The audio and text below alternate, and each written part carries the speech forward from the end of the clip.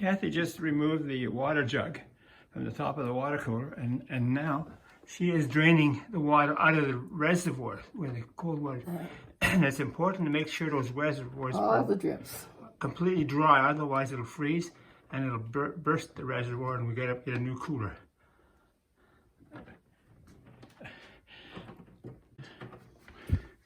We had a full jug left over from the season, so we're going to take it home, store it, and bring it out to the lake next year because it has been treated to sit. Okay. This compressed air tank is an essential element to injecting antifreeze into the water lines, and I'll show you how. Taking a spray nozzle off to open this part so you can put this up against the water line and you can get more stream faster, but it doesn't have. When you mean water line, you mean the taps? The taps, yeah. And you don't have to do that. You can leave this on and you get a stream, but it's a little bit slower, that's all. Once you start emptying the hot tub, you have to remove these filters from the skimmer box. And then either you throw them away and put new ones in, or as I would suggest, you rinse them in a filter cleanse, soak them in there, and this is the stuff you would use, filter cleanse. And then you would fill a pail like this full of water, put the filter cleanse in as directed, which is about a half a cup, and then you'd put these. Then I would put these in there, the filters in there, and let them soak for about maybe overnight. After the filters have been sitting in a bath for say overnight or maybe a couple of hours anyway, you have to take them out and you have to spray them to rinse out. You have to spray them to rinse out the chemicals. Okay, use a fine spray from the lawn service, and that should be okay all around. And then once you finish that, you put them down and let them dry out on a little bench until you put them away in the storage cabinet. After the filters are dried out, I would just put them in here in the storage cabinet where we keep the pool hot tub chemicals to have it ready for next year. We're getting at the point now you can, I think I washed these maybe 2-3 times already. Probably use them next year for the first time, and then you might want to put new ones in which are in the back for the following year. But these, if you're here all summer, they should be cleaned at least once every 3 or 4 weeks. If the plan is to use the tub next summer, you're going to have to get some filter cleaner, some natural clear, a small clarifier, Activate, which is a 2-part chlorine base. We have enough enhance, but the Activate is getting very low. So you're going to need those items to open up the tub in the spring. Inside this tank there's this float switch. It runs on that cord. It governs the water level based on it turns on and off based on the water level on this side of the tank. Right now I'm draining the water. I'm draining that side of the tank right in there. And it's going out to the back. I try to get the tank level on this side and that side about equal. Doesn't have to be, but it's about equal. And then once I've got them equal, I shut the water off by pulling this cord out where that little thing shuts off. And I'm going to mark this cord, spray this cord white, so that's the level that this switch cord should. This is what I forgot to tell you. When you open that red knob valve down there to drain the pipeline from the septic, and then we have to close that, drain it out before you open this device here, before you open this cap here to put antifreeze in it. Otherwise all that water will splash up here and you'll get wet. Okay, I'm going to pry this open by putting a screwdriver bar in here between these two plugs, and then I'm going to pour some of this antifreeze. If I didn't remove that cap, the water then and that line would have backfed onto me, and there was water in here, but inside there's a little ball, and I just moved that ball to let the water here drain out of here, and I'm going to fill this thing now with this antifreeze from here. Excuse me. By putting antifreeze in here and moving the ball, it fills the bottom case with antifreeze. Otherwise what would happen is this thing would crack. So now the antifreeze is in here, and it's a little bit went down in here, but it prevents this thing from cracking because of the ice freezing in the winter time. But this is what we're doing now. So that is already ready to go. I'll put the cap back on. You can see it's full of antifreeze. And we're going to... This cap that I just put back on, it should be lubricated, but it was lubricated from the previous years and it slid out very nicely, so I just finger tightened it and it should be okay. Otherwise, if it's not, maybe it's best to put some grease on it from somewhere you'll find it. Put it on there and then tighten down. Actually, I left that back drain open a little bit so that it, should there be any water in the discharge line in the field, it will drain out and not get back into here. It's a safety precaution, but in the springtime, of course, you have to turn that red valve 90 degrees to what line it's. Now that I feel that the water, all the taps have been open and the water can drain out, I will now go downstairs.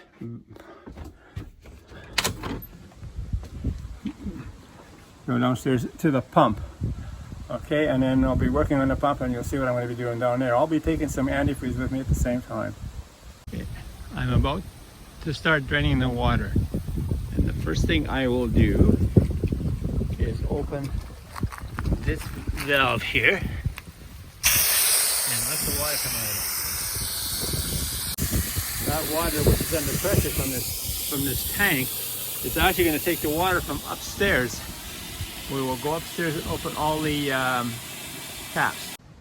And draining the water is to remove that green line off that line, and then this hose I'll use to drain the hot water tank. So now I'm going to go underneath and just unscrew it from that valve. This way, when I start running the water, I'll open these downstairs valves, and whatever water's in there will come out. That's basically from the downstairs unit. I'll let that water come out.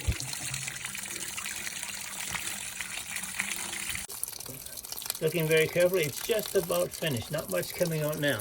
Picked up this garden hose to the hot water tank, and I will now open the valve here and let the water drain. The water is draining out of the hot water tank.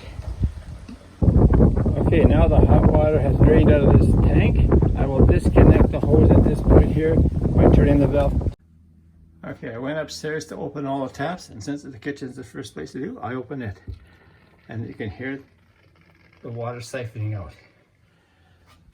Here, I open these taps. You can hear again, you can hear the water siphoning out. The water is siphoning out of the toilet. And I'll open the shower. And it'll siphon out from there. Now we have to go down. I disconnected the second one, and I'll drop it down here in the pail.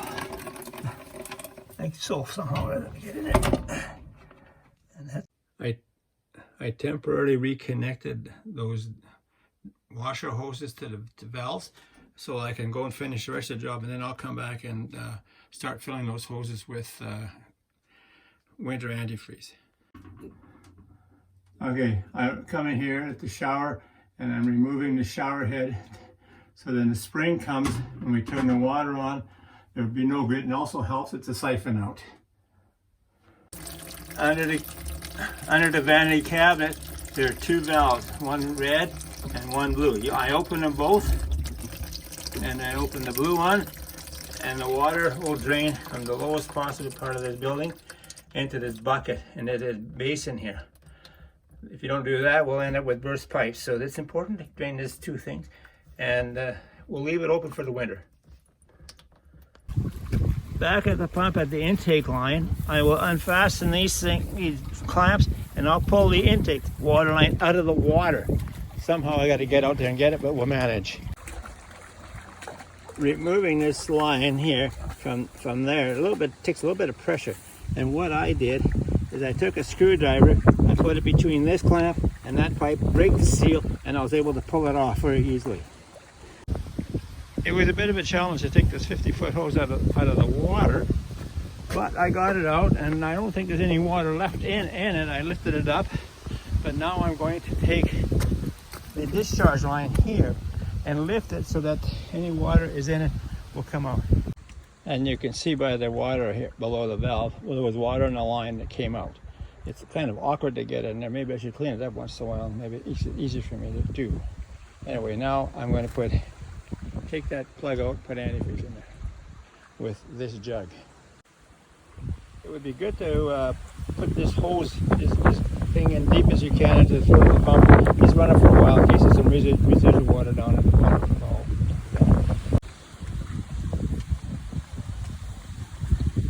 I know the antifreeze I'm putting it at that point will come out down here, and when I see pink, I know I'm done. Check. Drain the hot water tank, disconnected the hose.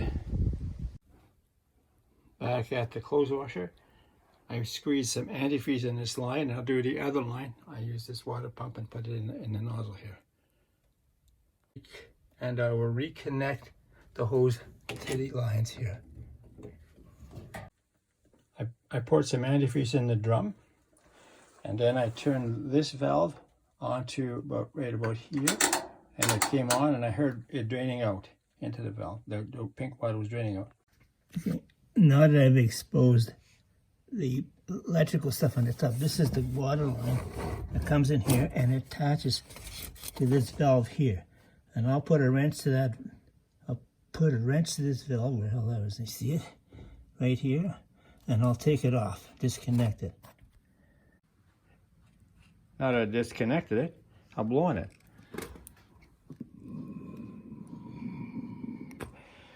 There, I blew right through it. It means there's no water in there. And I'll just leave it, I'll just reconnect it loosely so it doesn't get damaged. But in the springtime when you turn the water on, you just have to tighten it up a wee bit, okay? Bye. When I reconnected it, I basically just finger tightened it, and otherwise you'll damage the ends.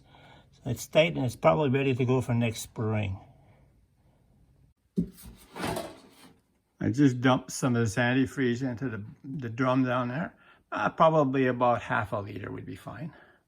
Off all the sinks and taps, the bathroom downstairs, this one here. There's a little crud in there, so I have to clean it. And I just put antifreeze in the toilet upstairs. That's about how much you need. You can see in the picture there.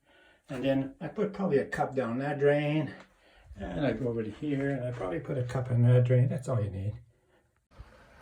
That is part of the weather system. I take it off the wall, take it upstairs, and remove the batteries. These two devices make our weather so we can tell the temperatures inside and out.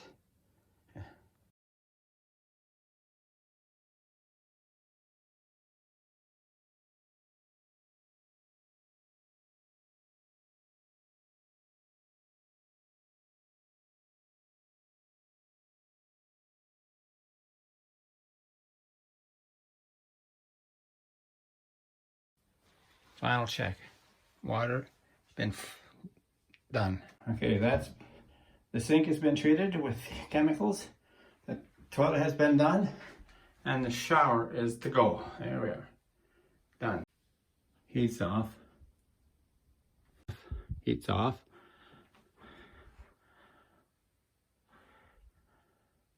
I just put antifreeze in the toilet upstairs. That's about how much you need. You can see in the picture there. And then I put probably a cup down that drain, and I go over to here, and I probably put a cup in that drain. That's all you need.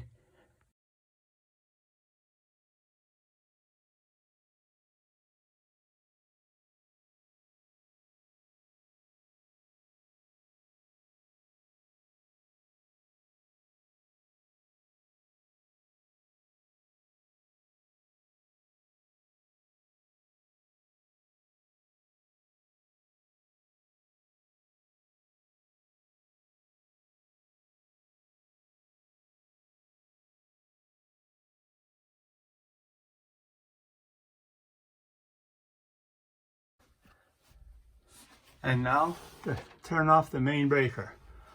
That's done. There we go. There we are, we're off. That's done to ensure that there's nothing drawing power, such as some of the electronics in their idle state. But anyway, that's all done. Okay, the door's locked for this year. We'll see you next year. And I'll check and make sure it's locked. It is. Okay, remove the key. Goodbye, Cottage.